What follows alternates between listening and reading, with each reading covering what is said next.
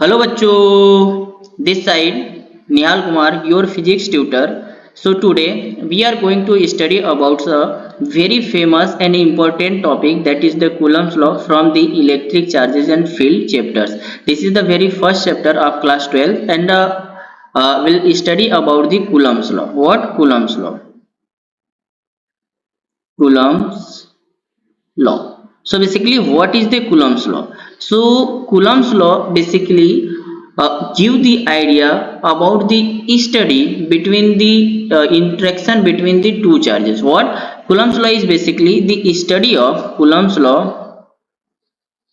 Coulomb's law is the basically study of interaction between two charges. What? Between two charges. Like if there is two charges, that is the, let's say the very first charge is q1 and here is the another charge q2, and the distance between them just take, that is the r, and r is the distance between the center of two charges. So when the field of charge 1 interact with the field of charge 2, then there will be a force exist between them. That force is called electrostatic force. Like if the nature of q1 charge is same as the nature of q2 charge, then q1 charge will repel q2 in this direction, and that is the force on 2 due to 1. Similarly q2 charge will repel q1 in this direction, and the force name will be force on 1 due to 2, and these two forces have same magnitude but opposite direction. So by the experiment, Coulomb's are found that the magnitude of both forces have the same but their direction will be different. So to find out their magnitude, they found some relation between the charges and the distance between them. According to them, if the magnitude of f1 2 will be equal to magnitude of f2 1, this is the vector, then their magnitude we can take by taking the mod. So f21, let's say their magnitude is equal to fe. So according to Coulomb's law, the electrostatic force between two charges will be directly proportional to the product of their charges. So let's say this is the very first equation, and electrostatic force will be also inversely proportional to the square of distance between them, that is fe is inversely proportional to the 1 by r square. And let's take, this is the equation number 2. When we combine these two equations, we'll get electrostatic force will be directly proportional to the q1 q2 by r square. Whenever we remove this directly proportional, we need to multiply a constant with the equal sign, that will be fe is equal to k q1 q2 by r square. So what is the k? K is the proportionality constant, and you can say k is the electrostatic constant. So what we got according to the Coulomb's law, the electrostatic force between two charges will be equal to k q1 q2 by r square. And what is the k? K is called electrostatic constant. What? Electrostatic constant. And this electrostatic constant basically depends on the medium. What? This electrostatic constant depends on the medium. If charges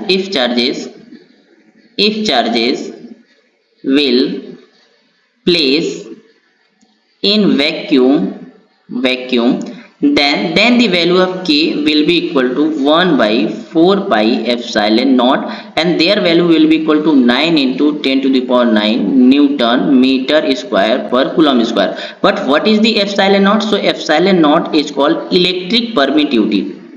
What? Electric permittivity of free space, or you can say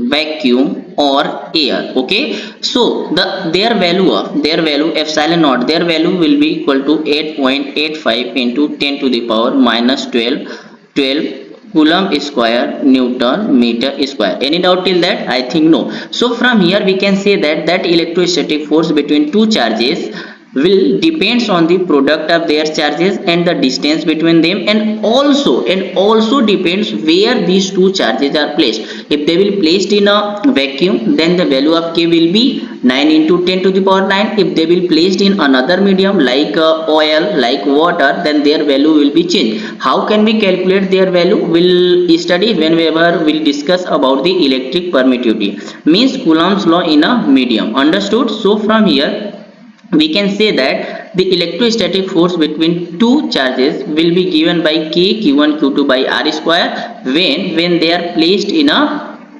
air, then their value will be equal to 9 into 10 to the power 9. Let's solve one problem based on it. Like here is the charge, here is the charge q1 placed, and here is the another charge q2 placed, and the value of q1 just take 4 coulomb, and value of q2 just take 6 coulomb, and the distance between them just take 2 meter.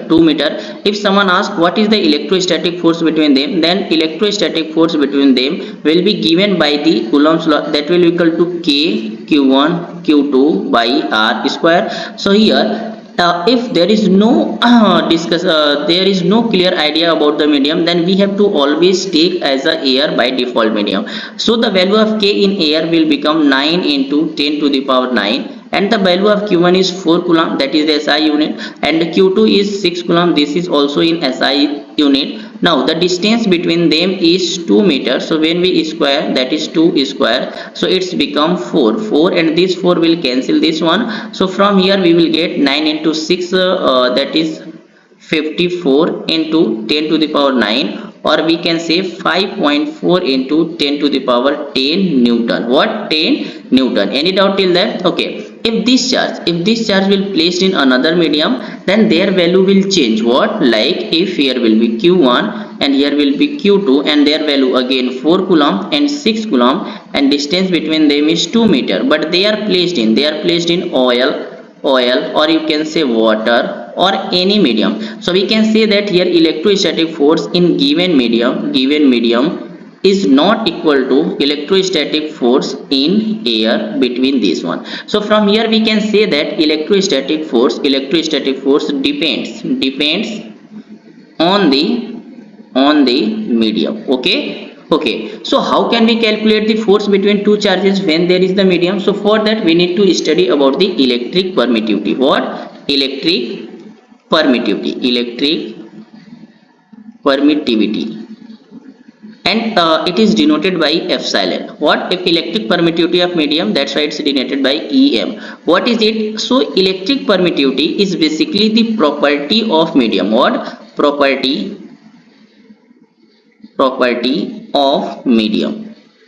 So by this property, what medium are doing? Like if here is the charge q1 and here is the charge q2, so the electrostatic force between them only exists when the field of q1, like field of q1 and field of q2, that is the electric field, like electric field, here is the also electric field of each and every charges, when they will interact, like this will interact with this will. So when the field of both charges interact, then here one force exists, that force is called electrostatic force.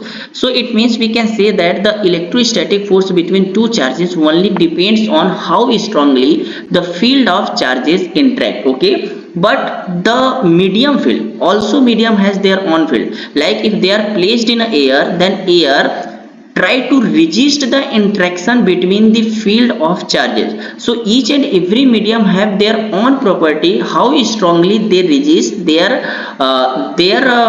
parameter, or their effect will be decided by the electric permittivity. If medium has higher electric permittivity, it means they can resist strongly the interaction between the charges. Understood? If the electric permittivity value is lower, then that medium will resist with less effect the interaction between the two fields. So what is the electric permittivity? So electric permittivity basically the property of medium which determine the property of medium which determine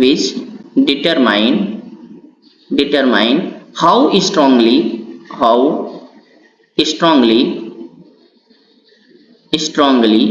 the medium of field field resist the interaction interaction interaction between the charges. Okay, so interaction between the charges, like electric permittivity of air. If electric permittivity of air, vacuum and free space is denoted by epsilon naught, and their value we already discussed. Epsilon naught will be equal to 8.85 into 10 to the power minus 12 Coulomb square Newton meter square. But each and every medium have same kind of value, and to remember such kind of value for every person is not easy. That's why here is the another parameter is defined, that is called relative permittivity. So what is the relative permittivity? Let's discuss about that. That is the relative permittivity,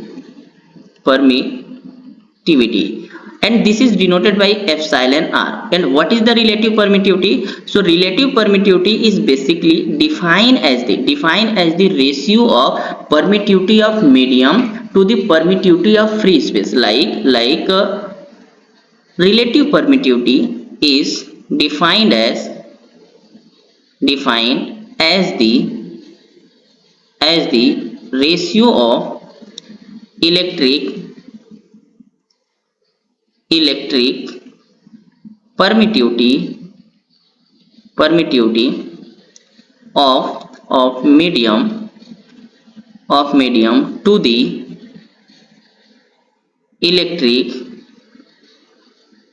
permittivity of free space. Like that, er is equal to electric permittivity of medium per electric permittivity of free space. So from this formula we can find out the formula how to calculate electric permittivity of medium. That will be equal to er time of E naught. It means electric permittivity of any medium can be given as the relative permittivity of that medium time to the electric permittivity of free space. And from this formula we can say that this relative permittivity is the ratio of same kind of parameters. That's why relative permittivity is a unitless as well as the dimensionless parameter, or you can say physical quantity. So relative permittivity is unitless and dimensionless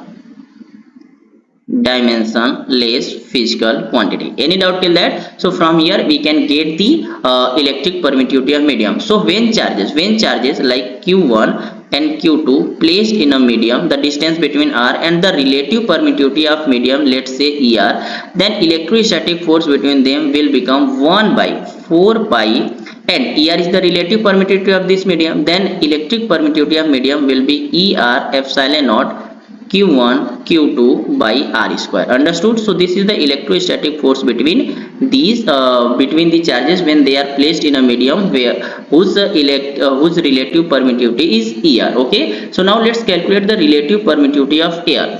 So relative permittivity of air will be equal to electric permittivity of medium, and here medium is the air, and divided by the electric permittivity of the free space, that is the E naught. And we also know that the electric permittivity of air is also equal to E naught by E naught, so they will cancel to each other and we'll get 1. So what is the relative permittivity of air? So from here we can say that relative permittivity of air will be equal to 1. And we also have to note that point, like electric permittivity of any medium. What? Electric permittivity of any medium is always greater than the electric permittivity of air and vacuum. So from this information we can say that relative permittivity is always greater than 1. Why? Because relative permittivity is equal to electric permittivity of medium by electric permittivity of air. So from here we can say that relative permittivity is always greater than 1. And here we can also say that if electric permittivity of air is smaller, or you can see the lowest in compared to the all other medium, so the electrostatic force between any configuration of charge will be more in, or you can say will be maximum in air vacuum in compared to other medium. So we can write here electrostatic force between two charges will be maximum in air, or you can say vacuum, air or vacuum in compare to any other medium. Okay, any doubt till that? Okay, so from this way we can find out the electrostatic force between two charges in a medium or in a air, or you can say in a vacuum. Any doubt till that? Okay, so also this Coulomb's law, or you can say electrostatic force, has some property. So let's discuss about that property of Coulomb's law, or you can say property of electrostatic force. Properties of electrostatic force, or you can say Coulomb's law. Okay, so basically this Coulomb's law is only valid for point charges or symmetrical spherical bodies. Like the very first one, Coulomb's law is only valid for point charges and symmetrical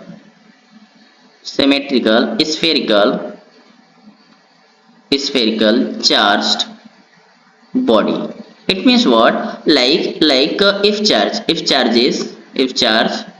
like here is the point charge body q1 and here is the another point charge body q2, and distance between them is r, then we can easily apply the Coulomb's law to find out the electrostatic force between them, that is k q1 q2 by r square, and there is no any mistake or any error.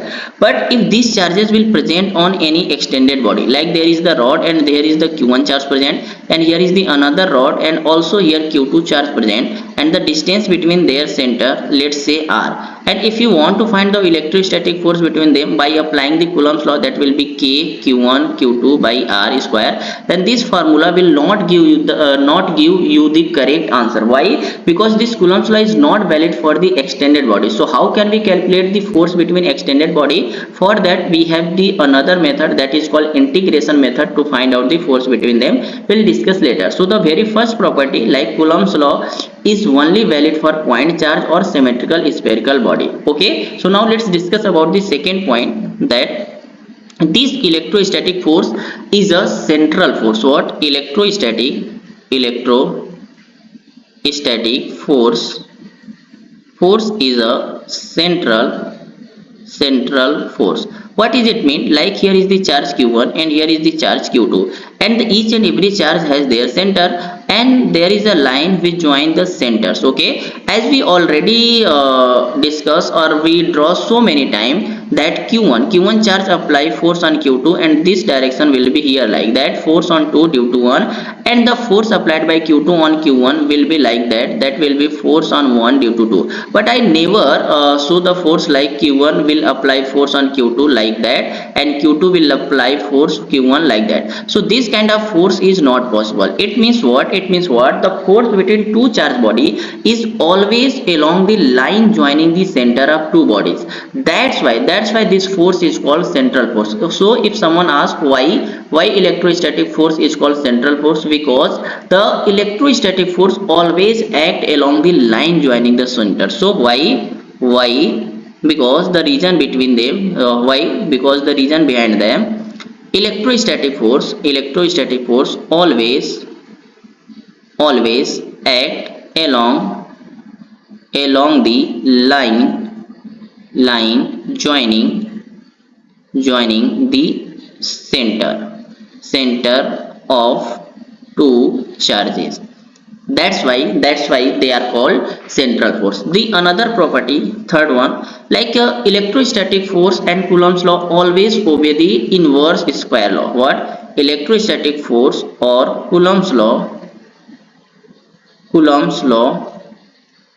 always obey the inverse square law. What is it mean? Like in mathematics or physics, if any quantity like y depends on the distance between two particles or the two bodies, but their square inversely related to their square distance between them, that is like a square of distance between them, and but they are inversely related, then we said this y this physical quantity obey the inverse square law. Similarly, we all know that electrostatic force is inversely proportional to the distance between them. That's why we are saying this electrostatic force obey the inverse square law. If we made the graph between this electrostatic force and the distance between these centers, then it will come like that. This is the electrostatic force on y-axis, and here is the distance between them. Okay, any doubt till that? I think no. So there are three properties we discussed. Let's discuss some more property, that is the fourth one. Like electrostatic force is a conservative force. What? Electrostatic force is a conservative force.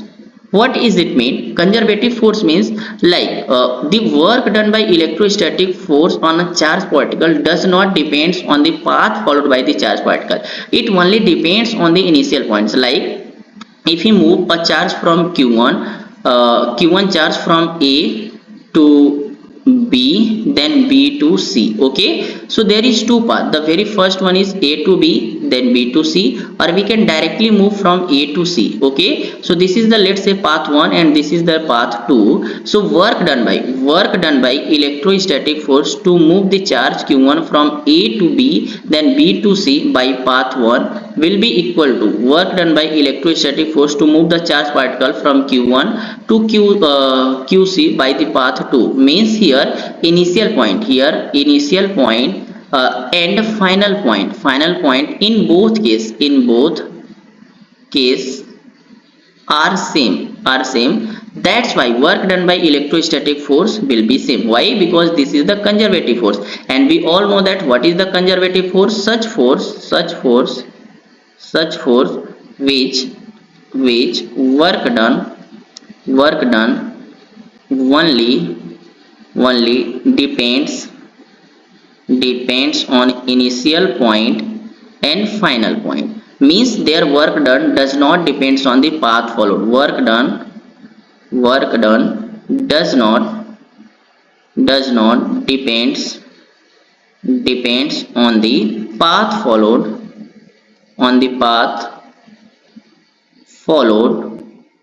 by charged particles. That's why electrostatic force is also called conservative force. Why? Because their work done only depends on the initial point and final point, but not the path followed by the particle. Any doubt till that? And also there is an important point regarding that, like work done by such kind force in a round trip will be always zero. It means work done by electrostatic force in a round trip will be zero. What will be zero? In round trip will be always zero. Okay, so here is some more properties. Like let's discuss about the fifth properties. Like here is the charge q1 and here is the charge q2, and the electrostatic force between, just take, here is the force on 2 due to 1, and here is the force on 1 due to 2. So this individual force will never affect by the presence or absence of this q3 charge. So when we present q3 charge, then there will be another force on q2, that is the force on 2 due to 3, and there will be another force on q1, that will be force on 1 due to 3. But the individual force between q1 and q2 will not affected by the presence and absence of q3, but the net force on q1 and q2 will change. Why? Because there is the another charge, and due to that charge there will be another force. So from here we can say that the individual force, the individual electrostatic force between two charge particle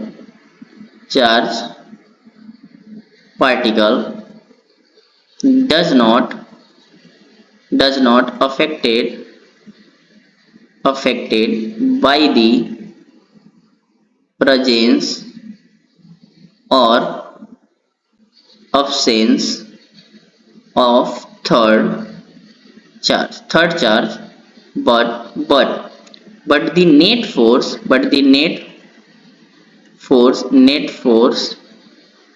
on each charge will change. What will change? Okay, any doubt till that? Okay, now let's discuss the last property, that is the sixth property. Like if there is the number of charges, let's say that is the q1, and here is the q2, and here is the q3, and there are number of charges, there is the qn, and here is the another charge, that is the q naught. And if someone asks what is the net electrostatic force on q naught charge due to the all other charges, so the net force on q naught will be given by the principle of superposition theorem. So according to the principle of superposition theorem, the net force on q naught will be equal to the vector sum of all individual forces applied by other charges. Means q1 repel q naught in this direction, that will be force on q naught due to first. Similarly, this q2 will repel q naught in this direction, that will be force on q naught due to the second charge. And this q3 will repel q naught in this direction, that will be force on q naught due to third one. And here is the qnth charge, and due to qnth charge, this will be force on q naught due to the third one. So net force on q naught will be equal to the vector sum, like force on q naught due to 1 plus force on q naught due to the second plus force on q naught due to the third plus, and it will go up to the n, force on q naught due to the nth charge. And if we take their vector sum, then we'll get the net force on the q naught due to the all other system of charges, and this is called principle of superposition. So these all are the properties of the Coulomb's law. There are some limitation of Coulomb's law, like Coulomb's law cannot valid for the extended charge body, and Coulomb's law also not applicable when both charges are moving. Okay, and we have to solve so many questions based on that, so we'll discuss about the question and the limitation in next class. Okay, so let's keep till that for the today class, and for the next part we'll meet in the next class. Okay, bye bye student, bye, good night.